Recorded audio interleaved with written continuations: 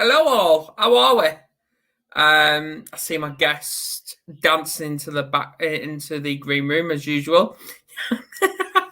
Right.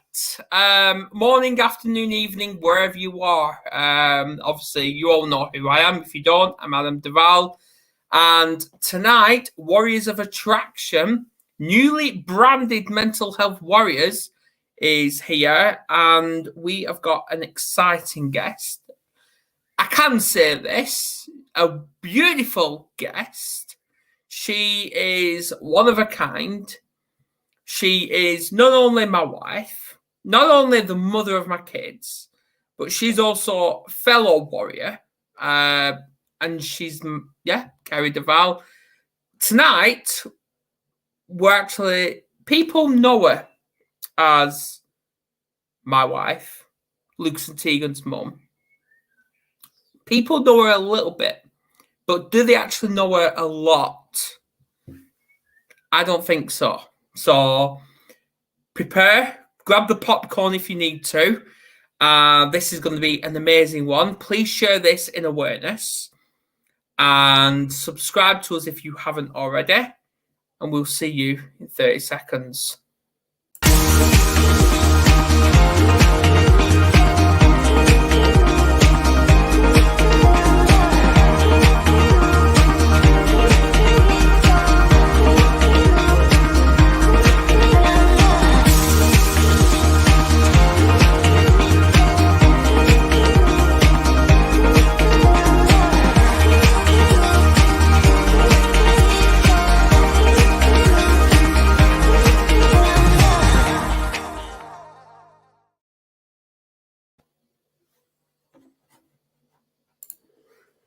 Hello.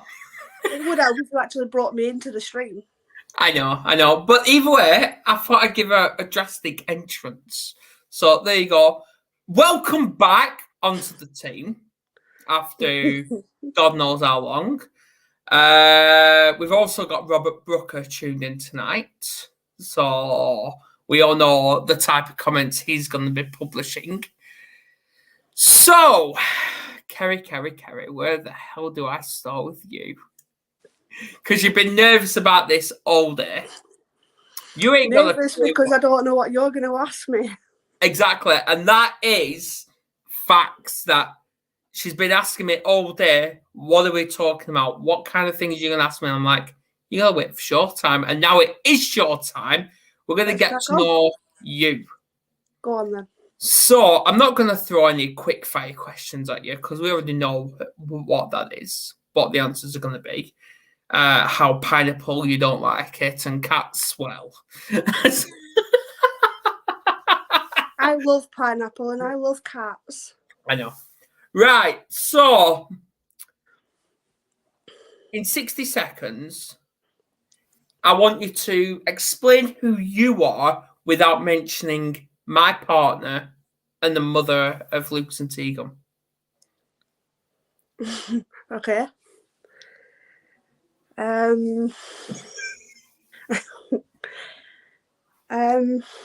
spent a lot of years being bullied, being abused.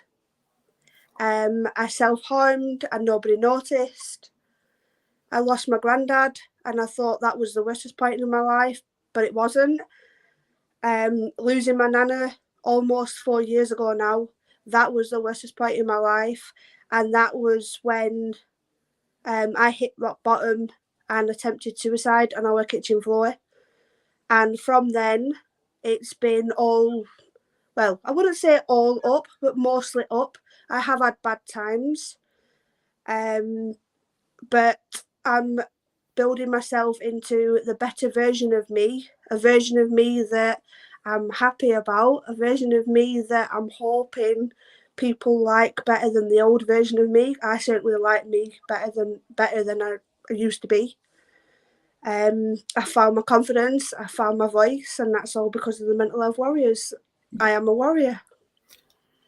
I want to dive into the old Kerry. Uh-oh. I really do. Obviously, I don't know who the old Kerry is. Well, I've had snips of who she is, but I want to know obviously you've told me plenty of times how you was brought up, who brought you up, but I want to tell the universe all about that experience of growing up through school, etc., etc. Right, okay. Oh, right. Well, in primary school, I absolutely hated it.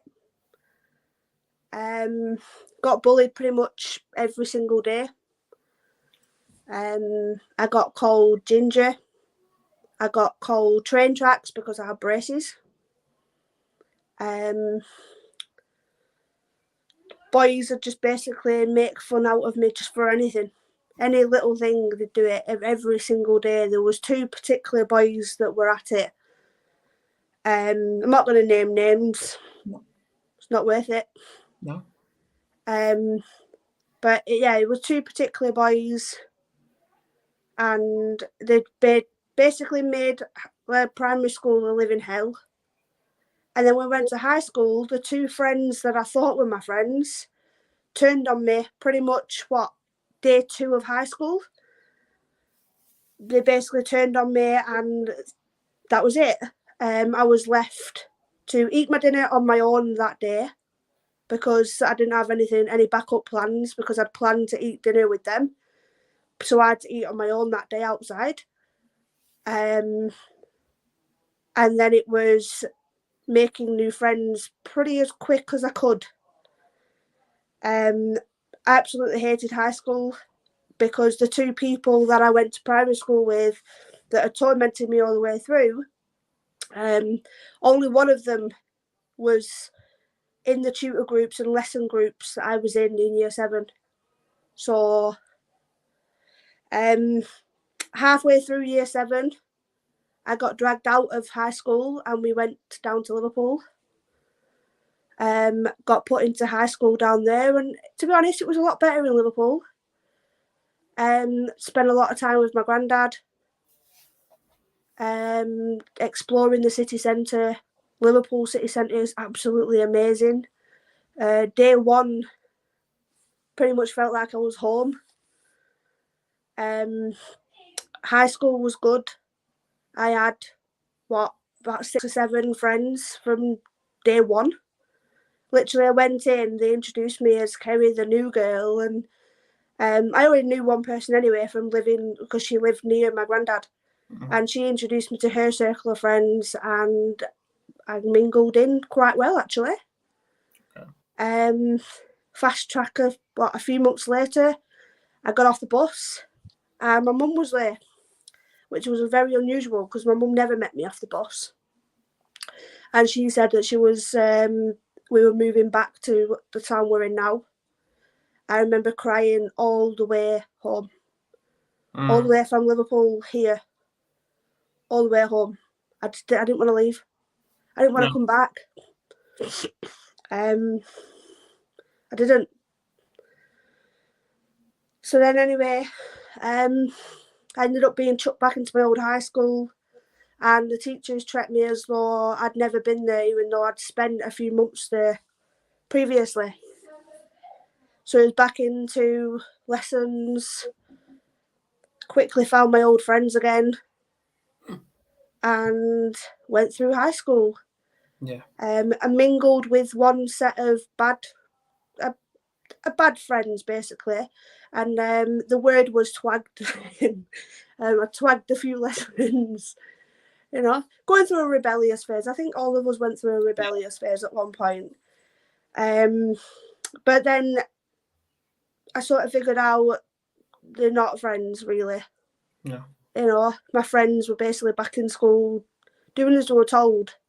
If I wanted to do something good with my life, I needed to be in school, listening to the teachers, doing my work, getting towards my qualifications.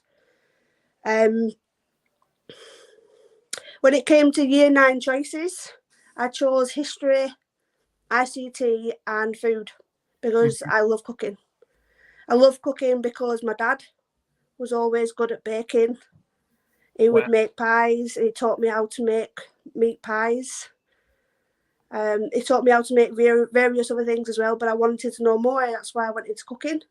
And I'd always have a thing for history. Even now, I still have a thing for history. Yeah. And so obviously I went into GCSE history, and I absolutely loved Wednesday afternoons because it meant double history. And I was a bit of a nerd because I loved it, but you know what? Didn't care because I really enjoyed myself. And I was on the table with five, what people called goody two shoes. But they were the smartest girls in the year group, and I think they helped me a lot because I cracked on. And we had a laugh with the boys on the next table. At the end of high school, that was when I lost my granddad. He taught me a lot. He's the reason why I go out now, and I see something, I like it, I get it without thinking. It's my granddad's fault. And you've passed that on to our kids. Thanks for that. It's my granddad's fault. You know what? He taught me not to care. He didn't care. He didn't. Even towards the end, they told him to stop smoking. He basically said F you to the nurses and doctors.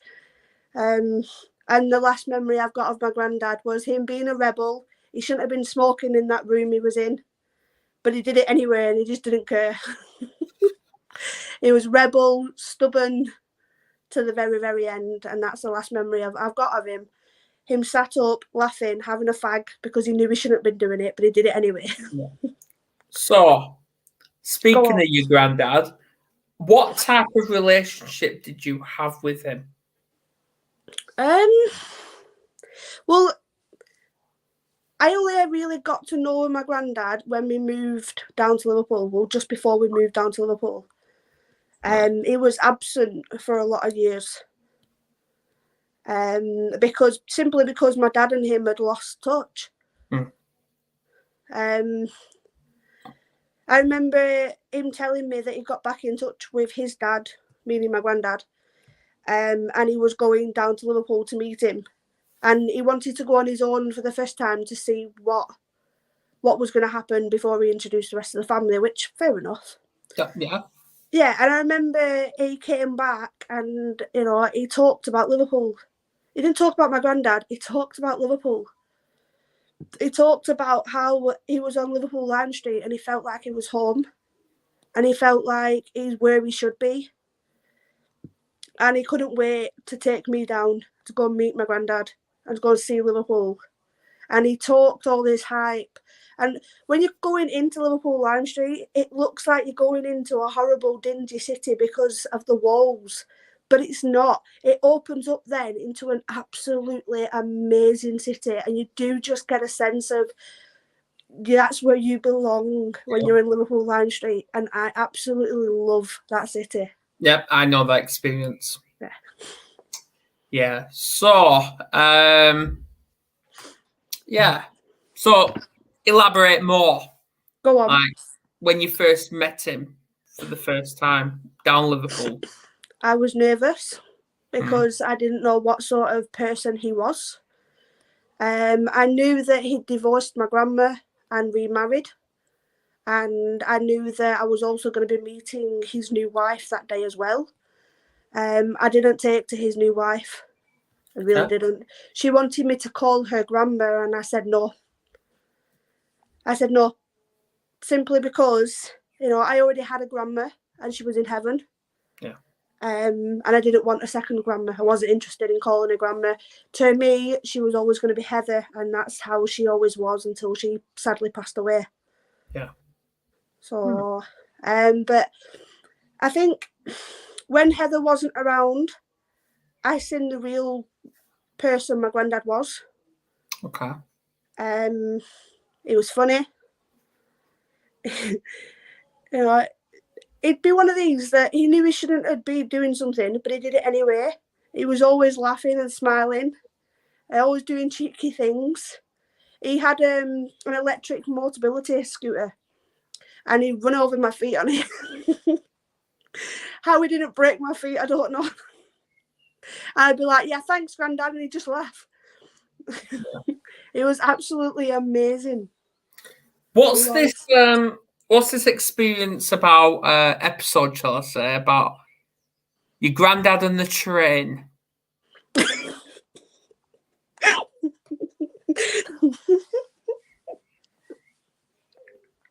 Yeah.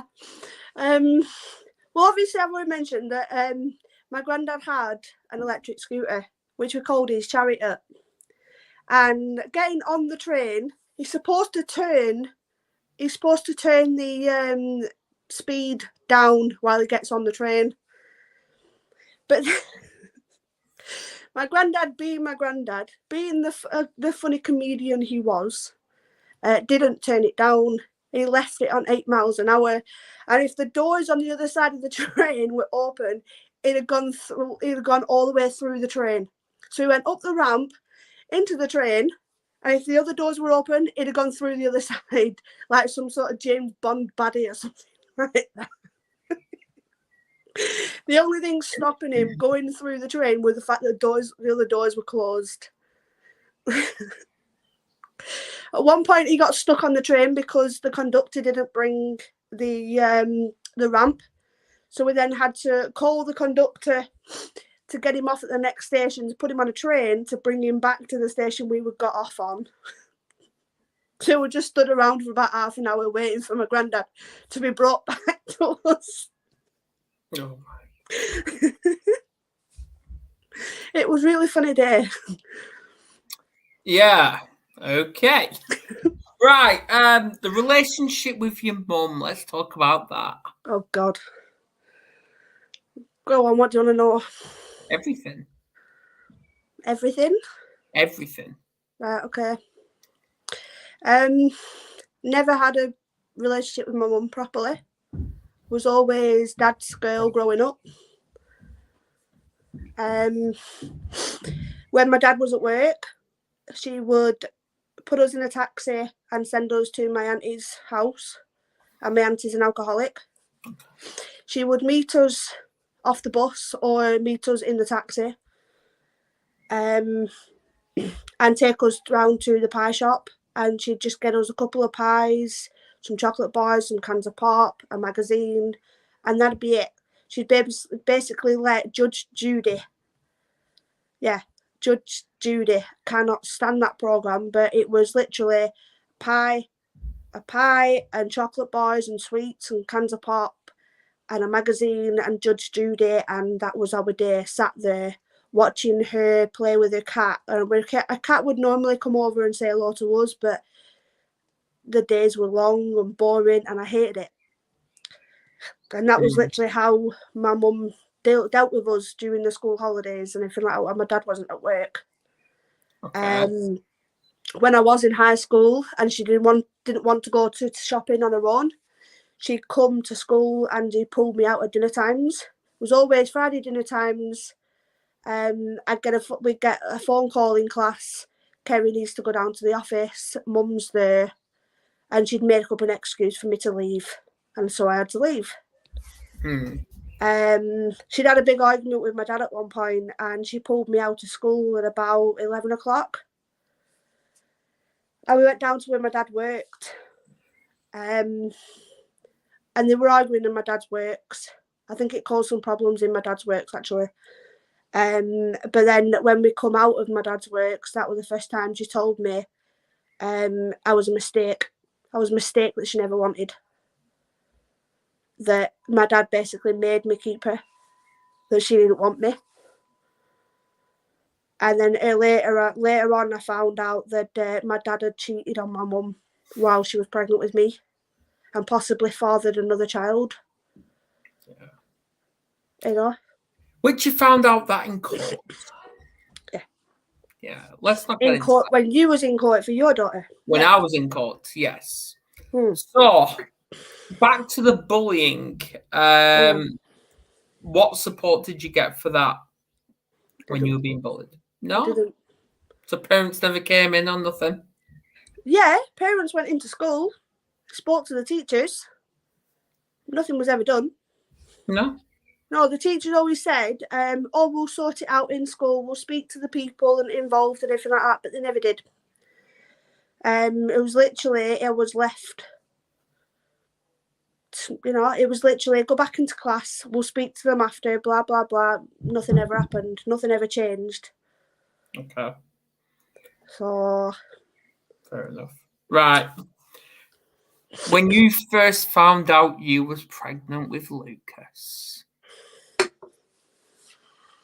Go on. What was your response? I shit myself. Okay. I mean, even though you and me had talked about starting a family, seeing the test and knowing what we'd been through a few months before, I shit myself. I looked at the test and I absolutely shit myself. I remember sitting there looking at it and thinking, oh my God. And I was sat there for a few minutes before I actually got up and come downstairs and showed you the test. Mm. And obviously your face dropped. It did. Yep. I remember that. Yep. I remember the date of it as well. Because you don't let me forget. No, well, the date obviously was important, wasn't it? Because we were watching. Important to you, not me. Well, it was important then.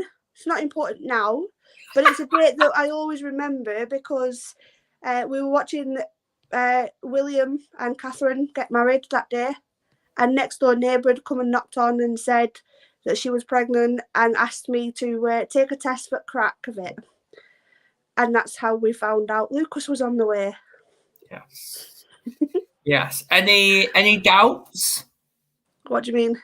Any doubts about, I don't know, thinking that you may have lose him or you may not be a good mom? Yeah, all the way through. All the way through, I was worried about being a good mum. Worried, will I love him? Will I be able to look after him properly and do the nappy changing and the sleepless nights and everything like that? How I was going to cope with that? I think that's just a natural thing that every new parent goes through.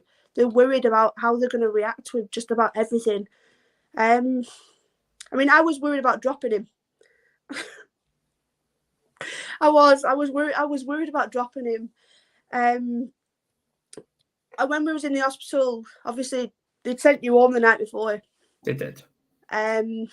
They wheeled us round from the little ward I'd given birth in because it just shoved me in a side ward because the hospital thought I wasn't in labour when I was. And they just shoved me in a little side room, and the officer gave birth middle at night there. They'd wheeled me onto the birthing suite, and they had Lucas in with that little fish tank cot thing that they bought. Mothers are going to know what I mean. It was like a fish tank cot thing that they put near the bed. Lucas was in there, and the midwife had obviously gone to do whatever she was doing to do, and I was just sat there looking at him and thinking, I want to cuddle him, but I was scared to death of dropping him. So I sort of scooted over to the bottom of bed, picked him up, cuddled him, and obviously got back on bed. And I just remember just sitting with him there, holding this little life that had been born a few hours earlier, and just thinking, that's it, I'm a mum now, he's mine. And, obviously I gave him a kiss and told him I loved him, and, Exactly. So, when you found out the word autism was into Lucas, because obviously we found that out through nursery. I don't know. I mean, I didn't take nursery seriously when we first heard the words autism. I didn't take them seriously.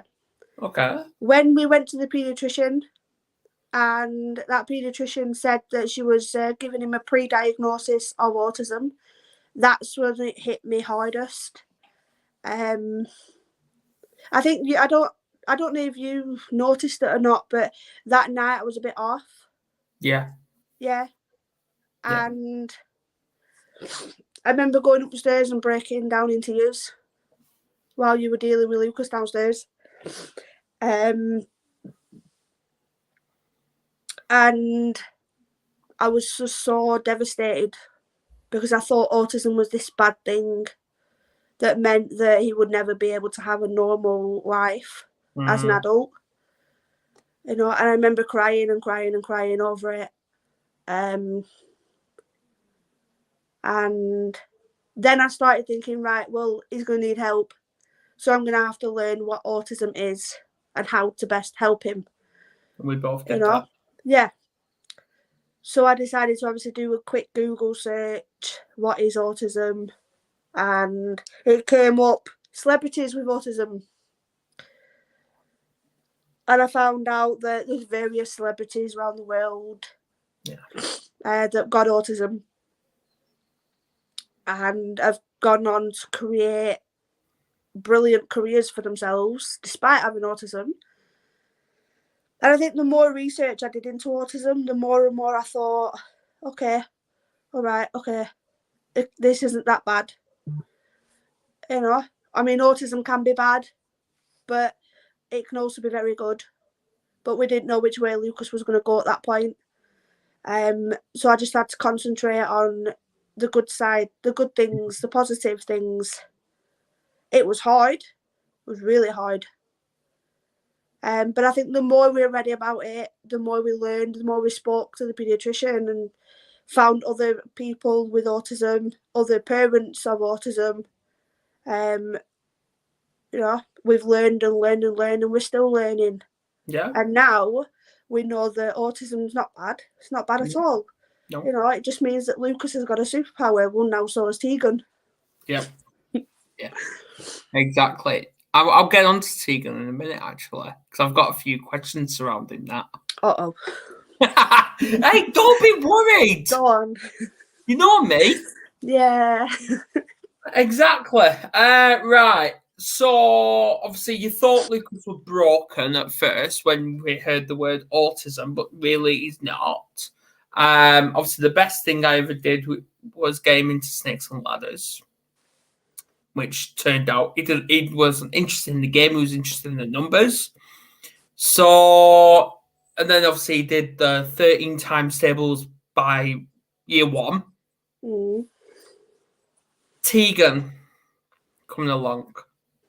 Yep. Now, obviously, for people that don't know, we had an absolute lot of support when it was just Lucas. But with Tegan, that stopped. That support network stopped. Do you know why? No. No. I don't.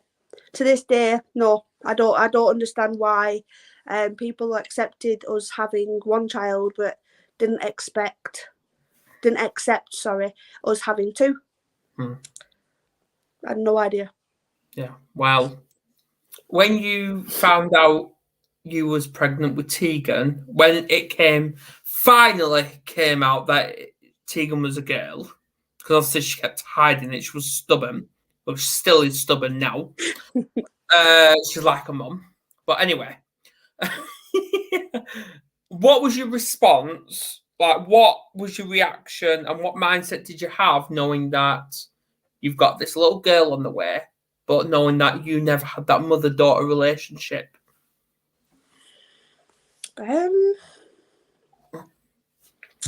Well, I'm not going to lie. I was secretly hoping for a second boy.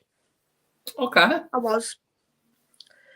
I mean, I already knew how to be a boy mum. And the thought of having a little girl, being a mother to a little girl, scared me. Yeah. And I think it's because I know what I've been through with my mum. I knew what not to do.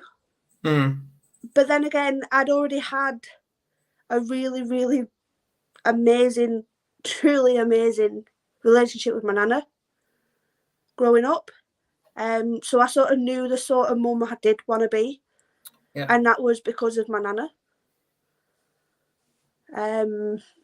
And obviously through my mum, I knew what not to do, basically. Yeah. But yeah. And obviously, I hate pink. Well, now I don't like pink. Now I'm all right with pink. Go on, get them out.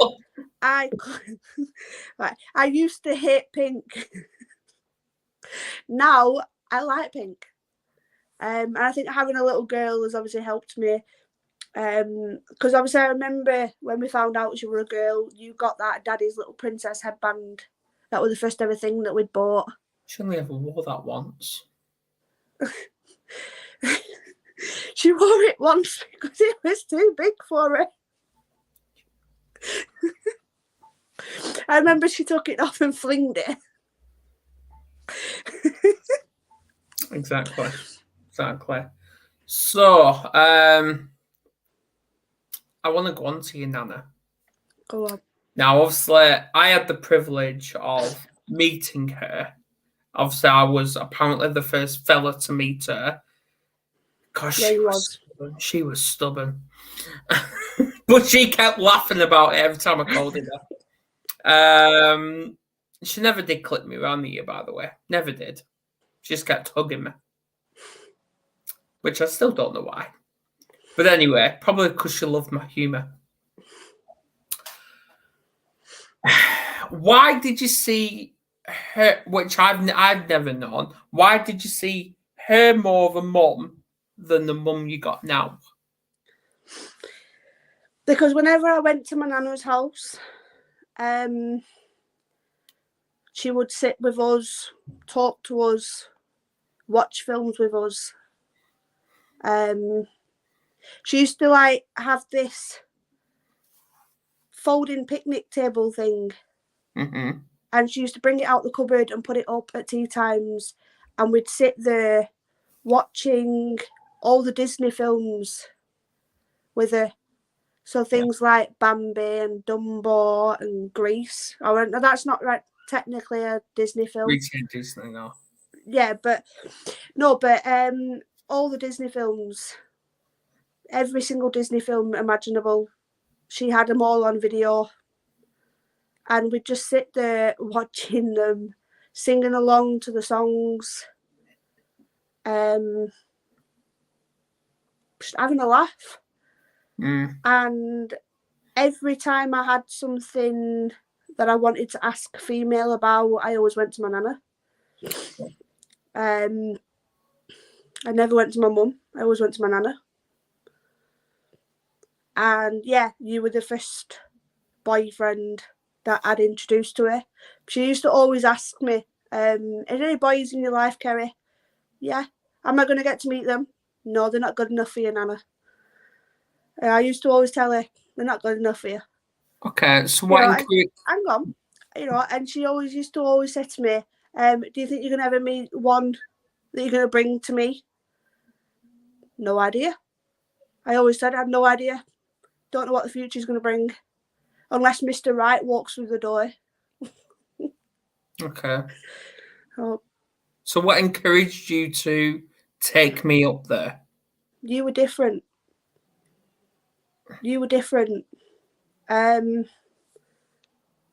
me had been together a while at that point, and I started having serious feelings for you.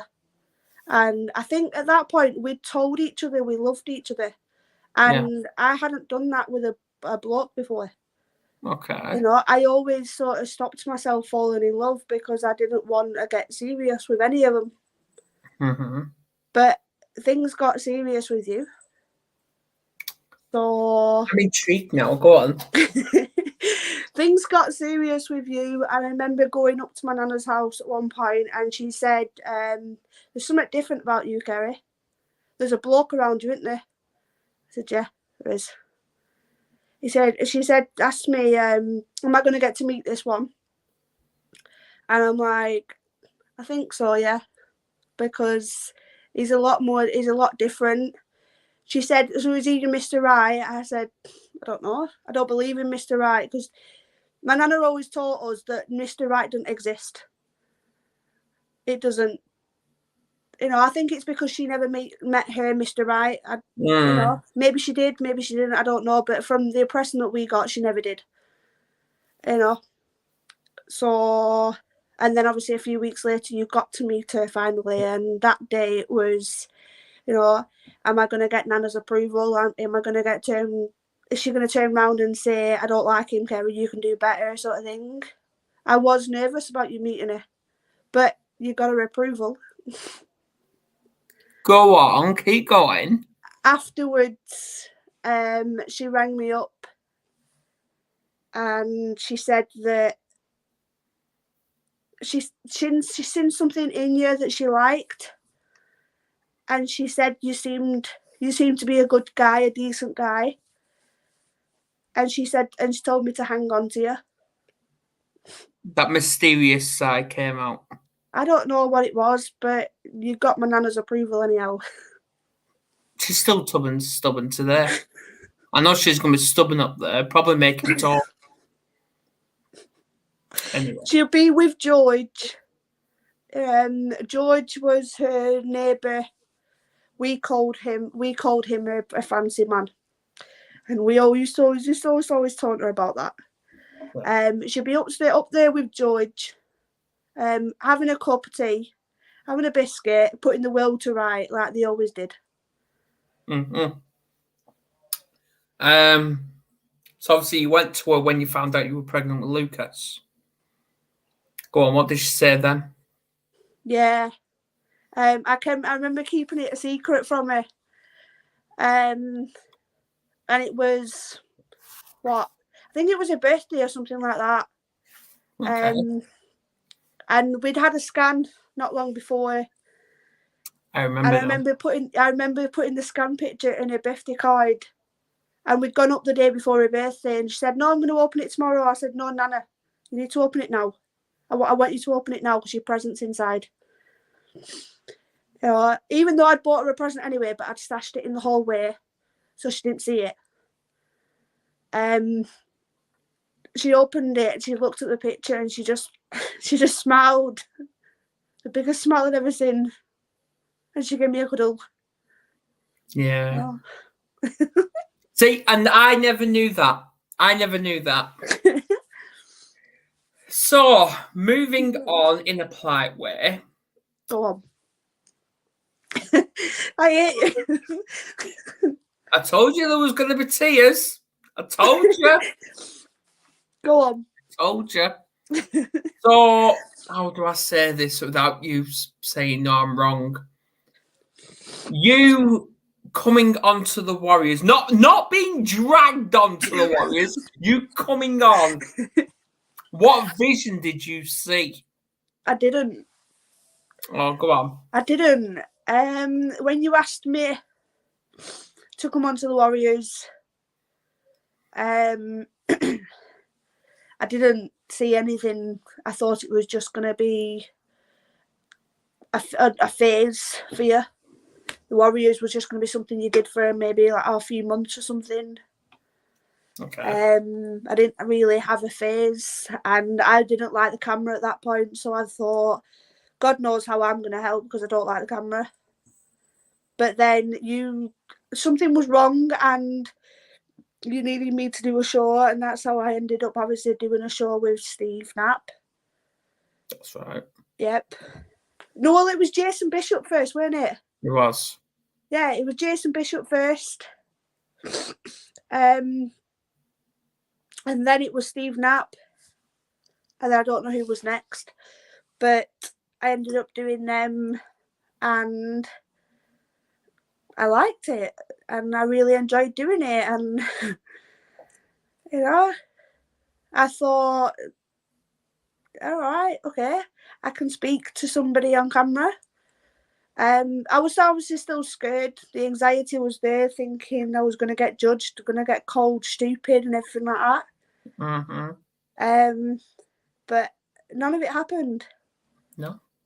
I've not had one single negative comment while I've been doing the Warriors. No. And I've never had this level of support before. Exactly. And I'm loving it. So what has the Warriors taught you? It's taught me about me. It's made me think I can be a lot stronger than I thought previously. It's taught me a lot about me in a lot of ways. It's helped me conquer my fear of the camera. It's helped me find my voice and find my confidence.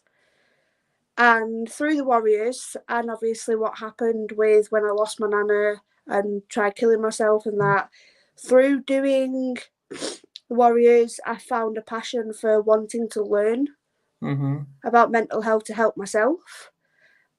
And then through doing that, the passion for wanting to help others came. Exactly. And that's where it's come to today. I now have a passion to learn as much as I can about mental health, to learn more about who I am as a person, to build a better version of me going forwards, and to give my kids everything that I can, everything that I didn't have growing up, I want to give to them. And I think by doing my mental health and learning more and growing as a person, I'm going to grow as a mother as well and help my kids grow into amazing adults. Yeah, absolutely. I was going to ask you, so what do you see for yourself? In the next 5 years, moving into some sort of work around mental health, learning to drive, and doing a lot more travelling. If anything, after the last 2 years with everything that's gone on, Got started. no, but if it's taught us anything, I want to travel. I want to travel more. I want to have more life experiences, see more of not just the UK but of the world as well. But obviously, start in the UK. I want to go up to Scotland. I want to take the kids down to London. Yeah. You know? Well, we've got people waiting for us in those places anyway. So yeah, we do. Exactly. Right. I'm going to end this now. If there's last piece of advice, what would you give to yourself at, I don't know, 21 years old? What piece of advice would you actually give? Well, on my 21st birthday, I was in the hospital getting scanned with T-gun. Yeah. So if I could go back in time and tell myself on my 21st birthday one bit of advice, it would be to build the Warriors a lot sooner. Okay. I would say build the mental health Warriors. Get in front of a camera, talk about your experiences, and start the mental health journey a lot sooner. But then again, if I did that, I wouldn't have had that. Yes, it was a massive negative experience, hitting rock bottom, trying to kill myself. But having that experience helped make me into the person I am now. Yeah. So it could go either way, because if I did tell myself to build the Warriors, I don't think that experience would have happened. Who knows? There's too many what ifs around that, so I'm not gonna bug myself with it. Exactly. Right. I'm going to end this now. Please share this all. Thanks for coming on, Kerry. I know you're going to be back. God knows when. I don't know. Next week. Are you though? Yes. Oh yes. You've got a guest. I have got a guest booked in for Audience with the Queen next week. Yeah. So an Audience with the Queen is coming back, and I'll be back on this show sometime next month to take over and put you under the spotlight. I'm ill that day. Right. Yeah. Thanks, Robert Brooker, for all your comments. And yeah, housekeeping. Please tune in tomorrow at 10 a.m. when I'm back with Hilda Kalap, talking about bullying and body confidence. There you go. Right. I will see you later. Bye.